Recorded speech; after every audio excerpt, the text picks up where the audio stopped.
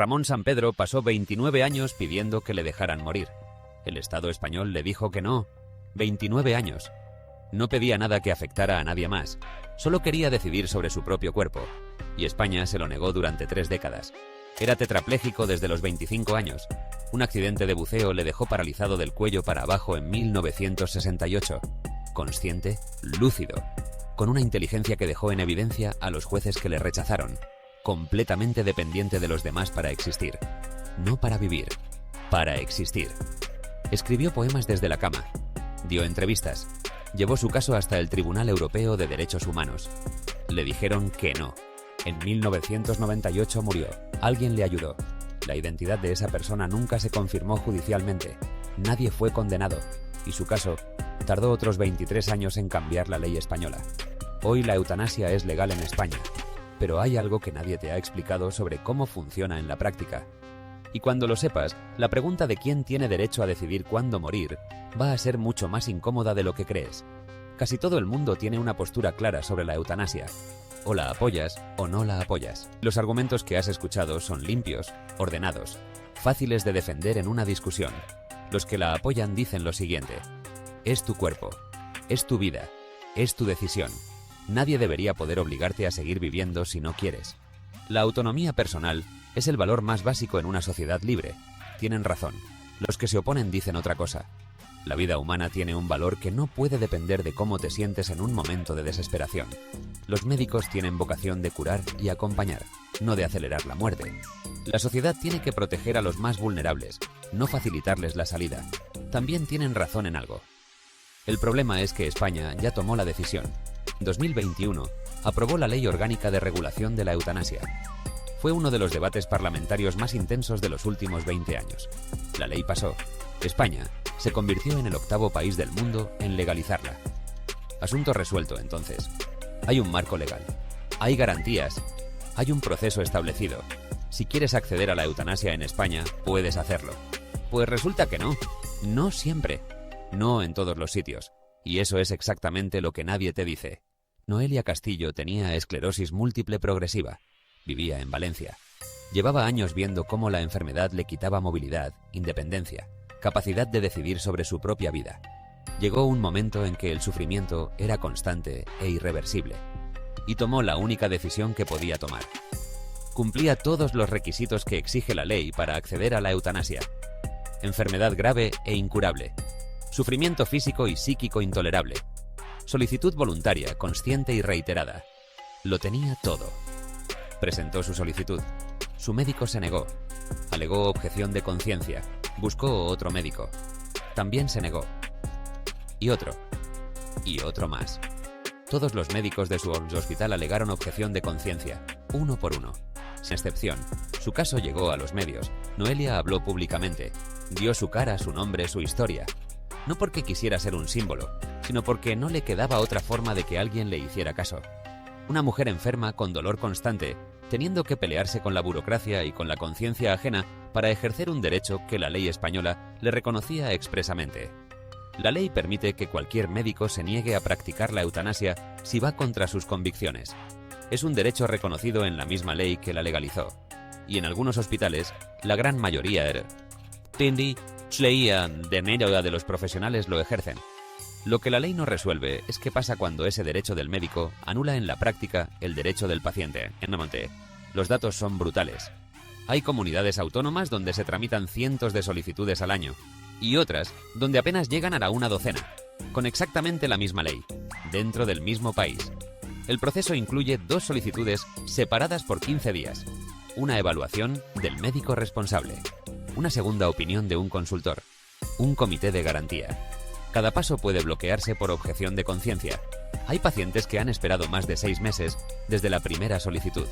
6 meses con una enfermedad terminal, con dolor, esperando que el sistema decida si puedes morir. Ramón Sampedro tardó 29 años. Noelia Castillo tuvo que salir en televisión para que alguien le hiciera caso. Hoy, con la ley aprobada, la pregunta de quién tiene el poder de decidir cuándo mueres sigue sin una respuesta limpia. Si el acceso a la eutanasia depende de dónde vives, las consecuencias van mucho más allá del caso individual. Primero, la justicia del sistema. Tenemos una ley nacional que reconoce un derecho. Pero un derecho que solo puedes ejercer si tienes suerte con el código postal no es un derecho real, es una lotería. El mismo paciente, con la misma enfermedad, en las mismas condiciones, tiene o no tiene acceso según la comunidad autónoma donde resida. Y nadie en el debate político habla de eso con la claridad que merece. La objeción de conciencia es un derecho legítimo. Nadie serio lo niega. Pero la ley actual crea una paradoja. El mismo texto que legaliza la eutanasia garantiza también el derecho del médico a no practicarla, sin establecer un mecanismo real para que el paciente encuentre a alguien que sí lo haga. El resultado es que en muchos hospitales el derecho existe en el papel, pero no en la práctica. ¿Cómo se llama eso? ¿Un derecho? ¿Una promesa? ¿Una broma de mal gusto para alguien que está sufriendo? Las personas que te quieren. Cuando alguien decide que quiere morir, no lo decide solo. Lo decide rodeado de su familia, y esa familia tiene que vivir con esa decisión antes, durante y después. Algunos la apoyan, otros no pueden, y hay familias fracturadas por el proceso, por los meses de espera, por llamar a hospitales en otras provincias, por acompañar a alguien que quiere morir mientras el sistema le pide que espere un poco más. Hay algo que no suele decirse en voz alta. A veces los que más se oponen a la eutanasia de un familiar no son los que menos le quieren, son los que más miedo tienen de quedarse solos. El duelo anticipado puede disfrazarse de argumentos morales, y nadie tiene derecho a juzgarlo, pero hay que nombrarlo. Tercero, piensa en tu propio final. No ahora, no esta semana, pero algún día. Si llegaras a estar en una situación de sufrimiento irreversible y sin salida, ¿quién quieres que tenga la última palabra? ¿Tú? ¿Tu médico? ¿El comité de evaluación de tu comunidad autónoma? ¿El médico de otra ciudad porque en la tuya todos tienen objeción de conciencia? El derecho sobre la propia muerte es quizás la pregunta más personal que existe. Y España, ahora mismo, tiene una respuesta a medias. Aquí está la parte que nadie quiere mirar de frente. El debate siempre se centra en el paciente, en su sufrimiento, en su derecho a decidir. Tiene sentido. Pero hay otra persona en esta ecuación que casi nunca protagoniza la conversación. El médico que tiene que administrar la muerte. Pedir a alguien que practique la eutanasia no es pedirle que firme un formulario, es pedirle que administre intencionalmente la muerte de otra persona, que esa sea la última cosa que haga por ese paciente, que vuelva al día siguiente y siga trabajando. Hay médicos que lo hacen y dicen que es lo más humano de su carrera, que acompañar a alguien en ese momento es un privilegio, y hay médicos que dicen que no pueden, que no es cobardía ni religión, que simplemente no son capaces de ser ellos. Ambas posiciones son comprensibles. El problema es que el sistema no ha resuelto qué pasa cuando colisionan. ¿Tiene el paciente derecho a morir con dignidad? Sí. ¿Tiene el médico derecho a no ser el instrumento de esa muerte? Quizás también. Pero ambos derechos no pueden coexistir sin que alguien ceda. En España casi siempre cede el paciente. Aquí está la pregunta con la que te quedas.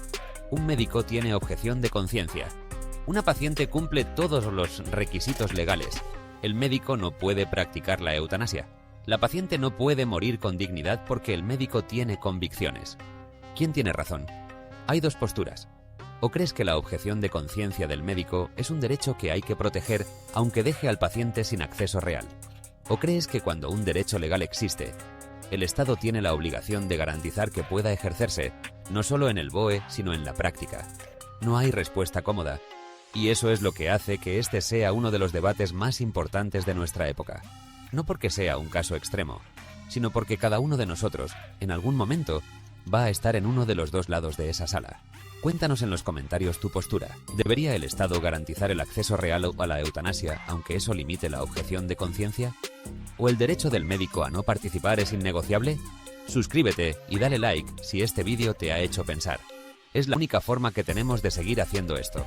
Ramón San Pedro esperó 29 años. Noelia Castillo tuvo que salir en televisión. Hoy la ley dice que tienes derecho a morir.